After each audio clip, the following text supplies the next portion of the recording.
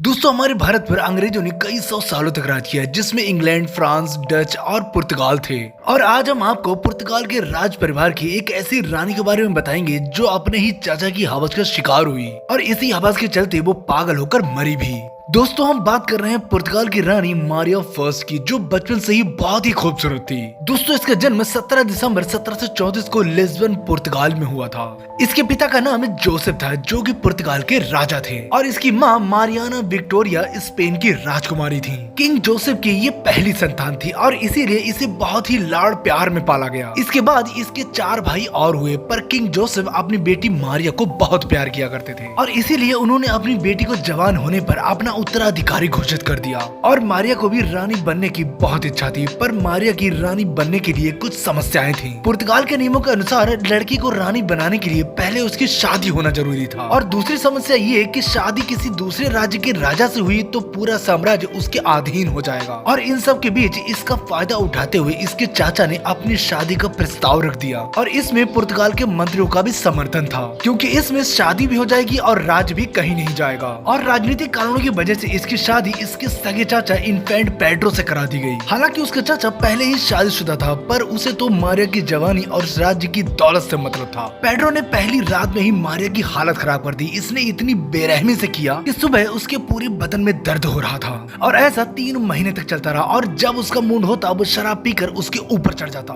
धीरे धीरे मारिया को भी इसकी लत लगी। वो राज्य का काम खत्म करके पेड्रो के साथ बिस्तर पर आ जाती। शादी के कुछ सालों के बाद उसने एक लड़के को जन्म दिया। इसके बाद से उसका चाचा उसमें इंटरेस्ट लेना बंद कर देता है और वो ज्यादा से ज्यादा समय बेश्याओं के साथ बिताने लगा, जिससे मारिया काफी टेंशन में रहने लगी क्योंकि उसकी इच्छाएं पूरी नहीं हो रही थी। उसका दिमाग इतना खराब हो चुका था कि जब वो एक बार बेश्या के पास जा रहा था तो मारिया ने अपने एक मंत्री को उसे रोकने को भेजा, पर पेड्रो नहीं रुका और चला गया। इस पर उसे इतना गुस्सा आया कि उसने अपने मंत्री को ही मारने का आदेश दे दिया। ये सब देख लोग हैरान थे कि इसमें मंत्री की क्या गलती है, पर उसके सामने बोलने की किसी की हिम्मत नहीं थी। अब मारिया की हालत ऐसी हो चुकी थी कि उसे रात में नींद नहीं आती। वो रात रात भर जगती रहती थी। उसे बस वही सीन याद आती है जो उसके चाचा यानी उसके पति के साथ उसने बिस्तर पर बिताए थे। वो काफी चिड़चिड़ी हो चुकी थी, पर दिक्कत तो तब और बढ़ गई जब पेड्रो की बीमारी के कारण मौत हो गई। अब तो उसे संभालने वाला कोई था ही नहीं, क्योंकि इस सदमे के बाद वो पूरी तरह से पागल हो गई और 1792 में उसे पूरी तरह से पागल घोषित कर दिया गया और ब्राजील भेज दिया, क्योंकि ब्राजील पुर्तगाल की कॉलोनी था।